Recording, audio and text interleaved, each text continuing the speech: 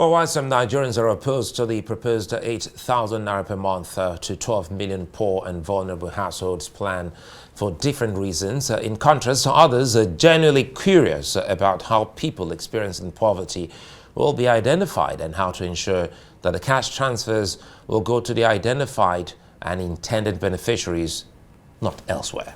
Now, this concern can be said to be legitimate given recent experience with the current distribution of COVID-19 palliatives.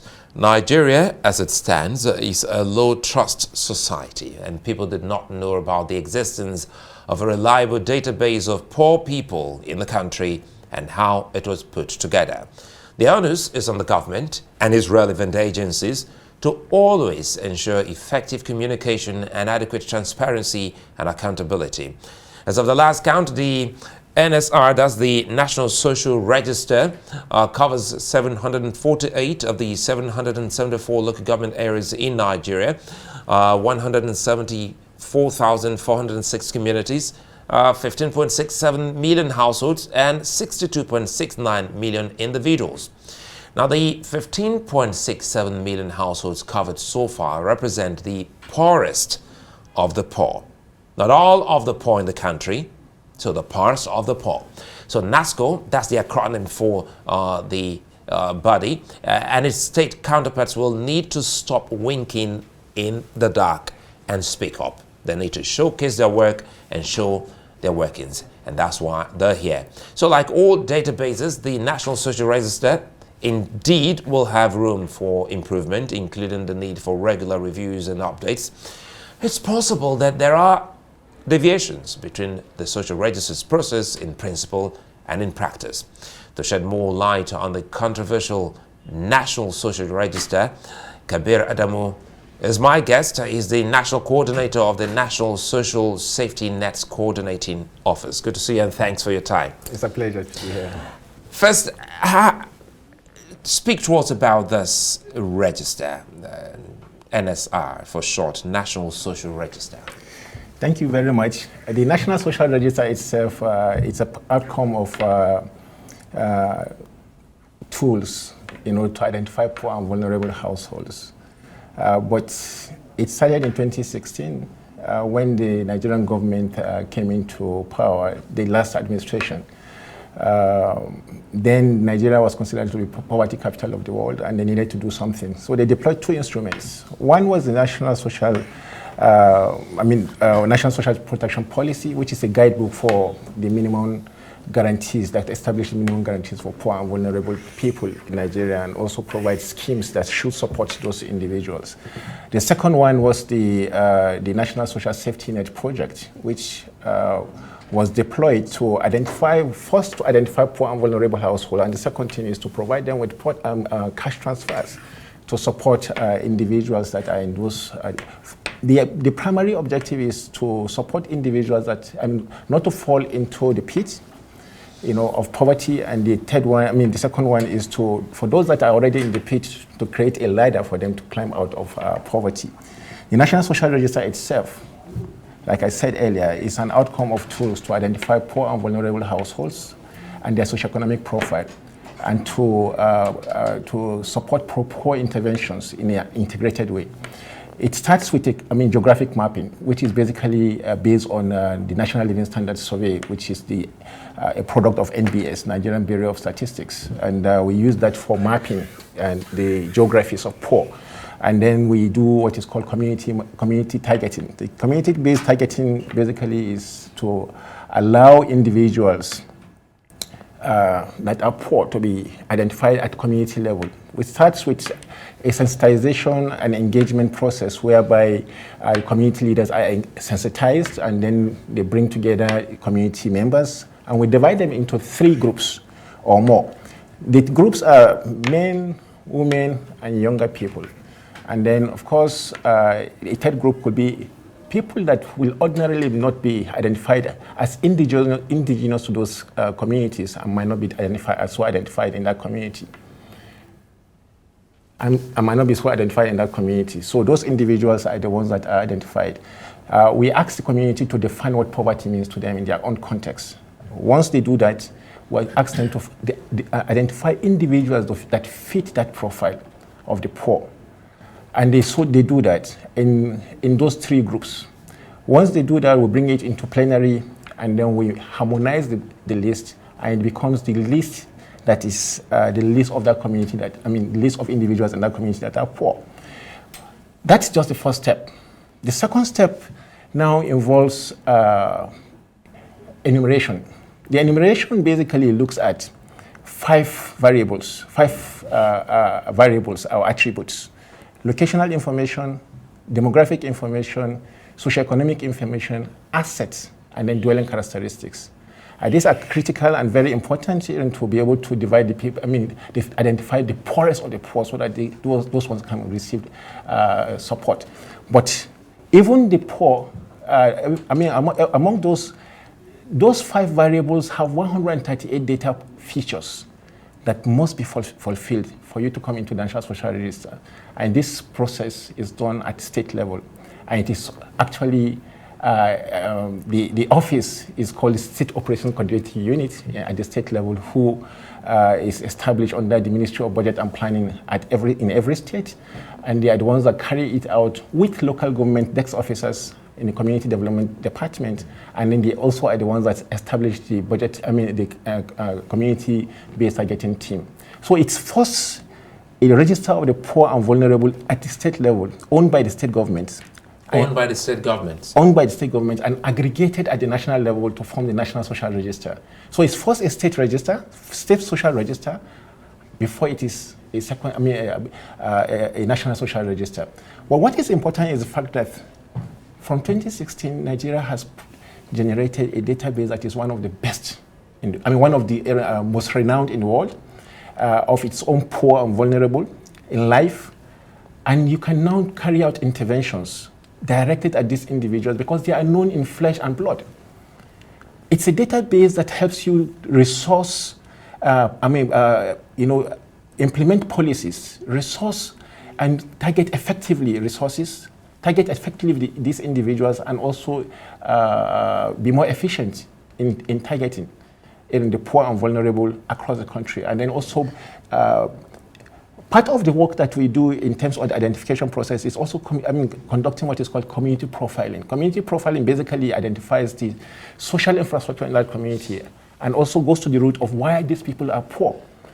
And in doing that, it helps the state government also see that the geographies of the poor are actually the geographies where there are no social amenities and there are also no social services. And they can use that, community profiling to now target indivials. So now let me jump in here, Kabir, and you've been able to expatiate, let us in on what this register is about, and I really can't, recall the number of times you've called, states, and finally you said this register is a state-generated register. Absolutely. So how does it feel with 36 states coming together just recently to say this register should be, dropped and another embarked upon?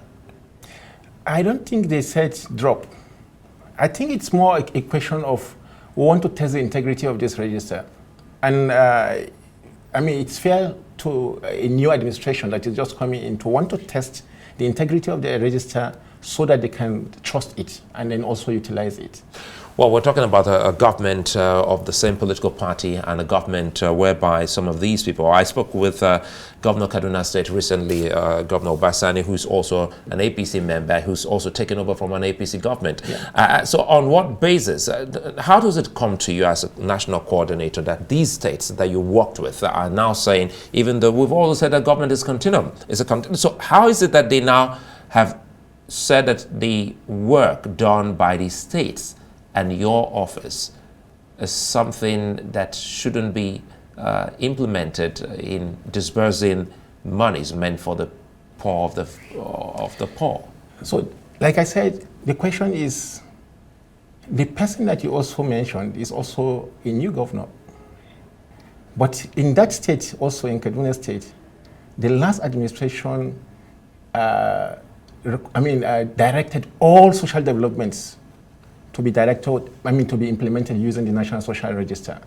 In fact, we have two states that are at the forefront of this advancement in terms of utilization of the social register. You have Lagos State that have even moved ahead to establish a whole department that is called the Social Protection Department based on the social register, because then directing all ministries of development, ministries with social development mandates to mine the register to reach the poor. Same with Kaduna State. So for Obasani, I think it's just fair that he's just coming in. He hasn't. He wants to understand the parameters upon which to operate, to request that he wants to review that register, or at least test the integrity of the register. So it's an issue of testing. When you hear testing integrity of the register, what readily comes to mind?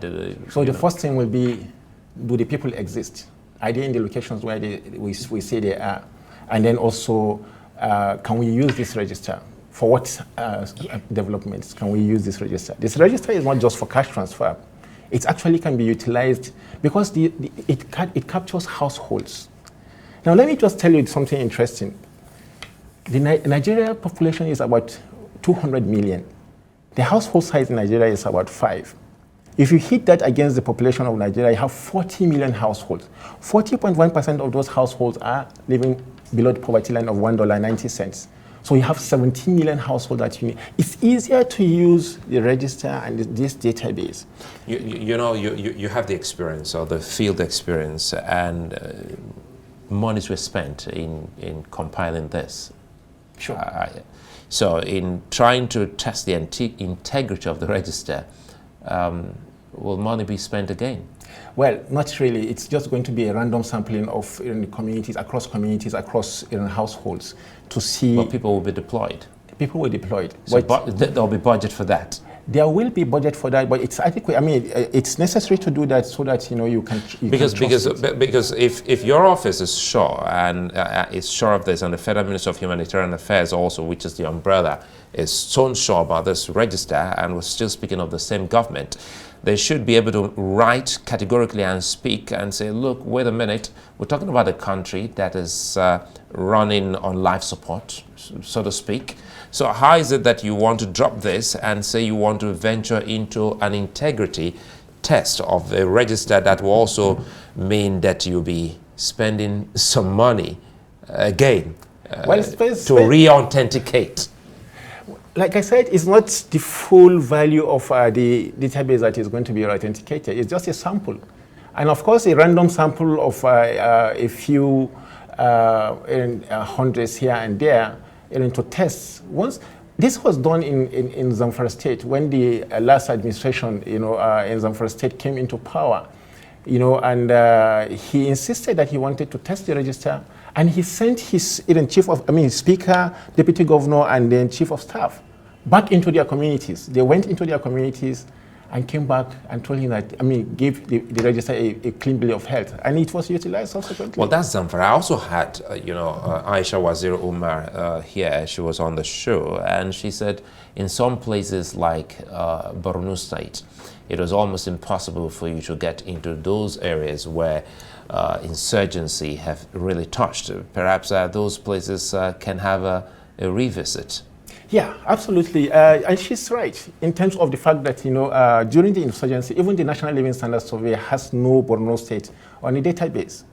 Because Borno State wasn't captured. Wasn't captured in the... So in other words, in other words, sorry to cut you here. So in other words, I'll let you go ahead shortly. In other words, all 36 states can't say they want a review. All 36 states can say they want a review. Some of them, these governors are actually returning governors, and they've been utilizing these registers. Now, for Borno State, let me just clarify a bit, is the fact that, it was a state that was, experiencing insurgency. And when the National Living Standards Survey was captured in 2019, it was at the peak of insurgency. And the database was not captured for Borno State, for the National Living Standards Survey, which is the poverty map. Now, for the register, is the National Social Register, they were able to capture the registry of individuals in safe locations. Meanwhile, the IDPs also have a separate register, which is called the Unified Register of Beneficiaries, which are people that are already benefiting from services that are available for IDPs, either in host community or in camps. Now, in her own case, what she wanted was us to take on the Unified Register of Beneficiaries and merge it with the state social register, and it can't be done without validation. The National Social Register has 138 data features, while the Unified Register of Beneficiaries has 68 data features. So you can see that it's not, you cannot seamlessly swap, or add. So that we told her that we need to go back to that state and then integrate the data by revalidating those individuals in the Unified Register of Beneficiaries so that they can come in. You know, to help Nigerians and also help the government, is it a work in progress that the NSR or your office is already working to highlighting and signpost those states that need a review and those states that you can say is A-OK, as you have said about a set of Lagos? Sure. So across the country, they are at various paces. But what is interesting to note is that for the 800 million USD intervention, every state's quota has been locked. No state is going to benefit more than its fair share of the quota.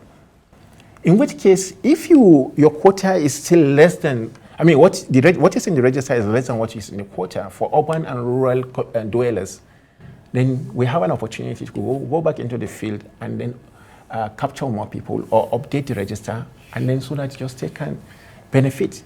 So quickly here, now that we're rounding off, now we're talking about the money, the $800 million. How, welcoming are you, towards conditional cash transfers? Conditional cash transfers are actually conditioned on positive behavioral changes that will help individuals achieve, issues around good health, education for their children.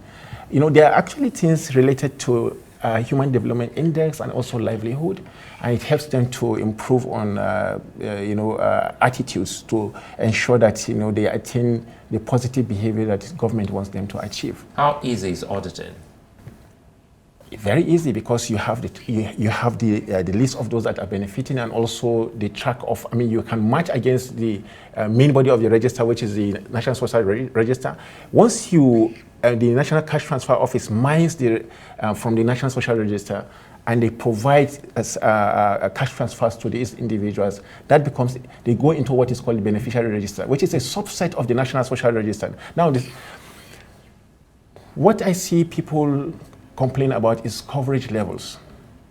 You have a register that is 15 million households, 62 million